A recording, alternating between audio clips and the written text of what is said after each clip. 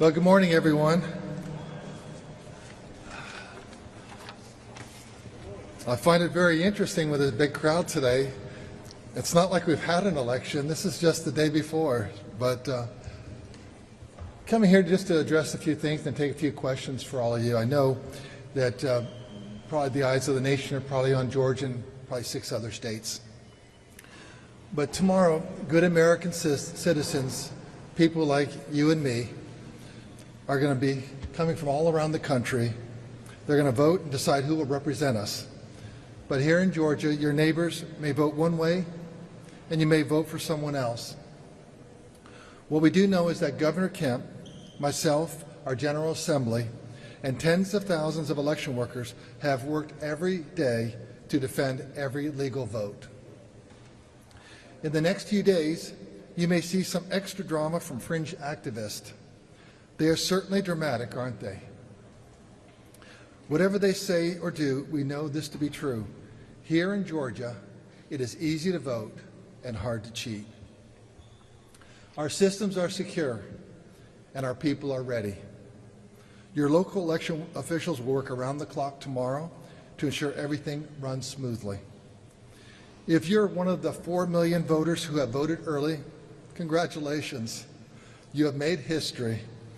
But you've also dispelled Stacey Abrams' false narrative that it's hard to vote here in Georgia. That's 4 million votes, 4 million voters. This is what we have known this entire time. Georgia has short lines, secure elections, 4 million voters voted without issue. And that is something that we can be proud of as Georgians. If you haven't voted yet, I want you to go to my voter page, the portal that we have at mvp.sos.ga.gov. If you just Google my voter page, Georgia, it'll pop right up. And then you can look up your specific precinct. And that's important because tomorrow you have to vote in your precinct up until 5 p.m. tomorrow. All eyes are on Georgia once again. And just like our Georgia Bulldogs, go Dogs, that was a great comeback, wasn't it? You guys were, some of you doubted, I know you did, but anyway, when I was doubting, I just called Gabe, and Gabe said, we got it in the bag. So we did there, and we will have an elections. We're looking forward to the election tomorrow because this is the time that we've been waiting for. When it all comes together, where you, the voters, get to choose who your leaders will be up and down the ballot, from president, state rep, state senator, county commissioners, sheriffs, and local elections. So have fun, enjoy the process.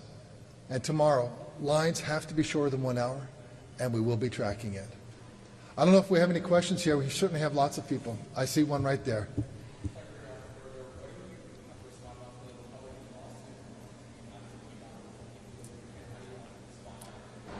Are you talking about the RNC lawsuit in the Southern District?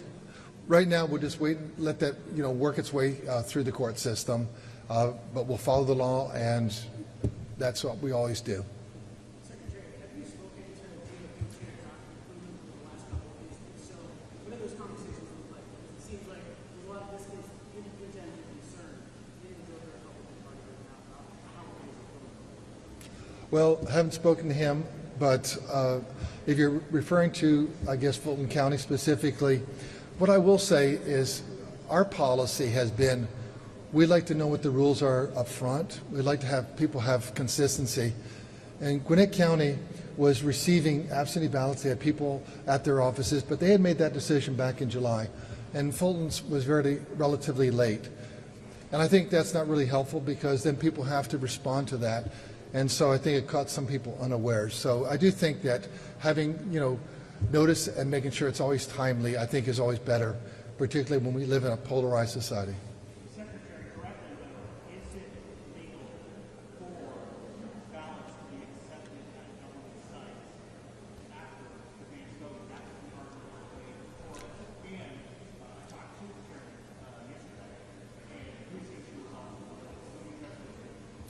Well, the judge has already ruled, and he said, yes, it was, and he quoted the code specifically in his ruling on Saturday morning. So to that. And as I've always said, notice is always good. That way people would be prepared, wouldn't have caught them unawares. Gwinnett did give notice back in July, and I think that was the appropriate course to do. When you don't give people notice, it just catches them unaware, and there's a mad scramble, and it's just a breeding ground for conspiracy theories.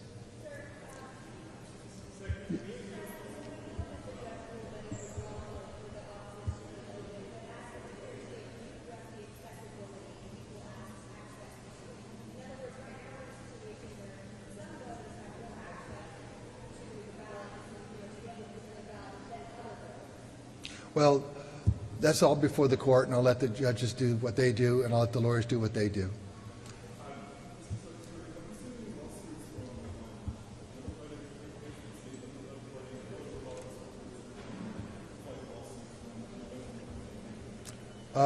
We always defend the law and always defend the Constitution.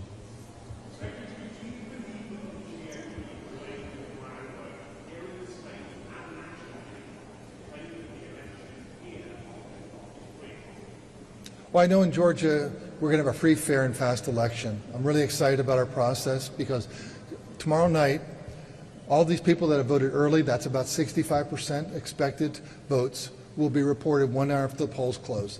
All the absentee ballots that have come in will have been ready for tabulation, and those will be reported. That's 70% that will be reported by 8 p.m. plus or minus, assuming polls all close at 7 in those counties. And that really will give you a great path of what you can expect for that day. What we've shown, we have photo ID for all forms of voting. I've done 2 citizenship checks. I've done an audit about 2 years ago, and I did one this past summer, proving that only American citizens are on the voter rolls. We found 20 Americans in this last audit. They were kicked off the voter rolls, and we sent that information to local DAs for prosecution. We have the cleanest voter list in the entire country. We have photo ID for all forms of voting. At the end of the day, it's going to be fair and fast and accurate. Thanks.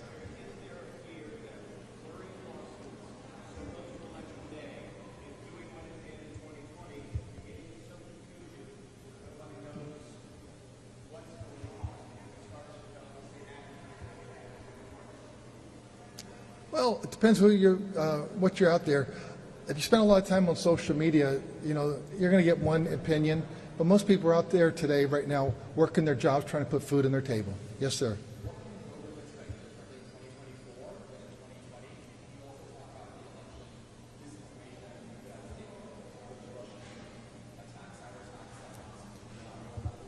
Well, I think when voters go to vote, what first of all they're finding is that we started this in 2022, but the electronic poll pad check-in, you know, people are getting checked in so quickly, so that was really moves the lines really quick. Lines have to be shorter than 1 hour on election day. I think that's really important also. And then so you're having just a lot of people moving through, they're enjoying the process because they don't have long lines, and so we get the results posted very quickly. As it relates to disinformation, there was something reported last week about some person purported to be some Haitian. He had 2 driver's licenses. It was all made up, and it actually came from Russia. And so I think we as Americans, we just need to sit back sometime and make sure that you're really hearing the truth, because there's a lot of bad people out there that want to just kind of get us fighting amongst ourselves. We know who they are. We know Russia, China, Iran. There's a list of them. It's a basket full, and they're just not really our friends. And if they can create us fighting amongst each other, then they feel like they've won. And so really please check it out, and that's why we got back that night and put it out. The next day the federal authorities did confirm it came from Russia. Well, thank you very much. Pardon me? For tomorrow? Well, it's tough to say because we hopefully we have a really strong turnout. I checked the weather. There's no reason why voters can't show up, and so we should be well north of 1 million. Back in 2020, we still were coming through near the end of the pandemic, and we had about less than 800,000 show up. We were expecting about 1.1, you know, so take it from there. But we'll see who shows up. But we just hopefully encourage everyone, if you want your voice heard and you haven't voted yet and you are registered, come out to vote. This is your opportunity. Thank you very much.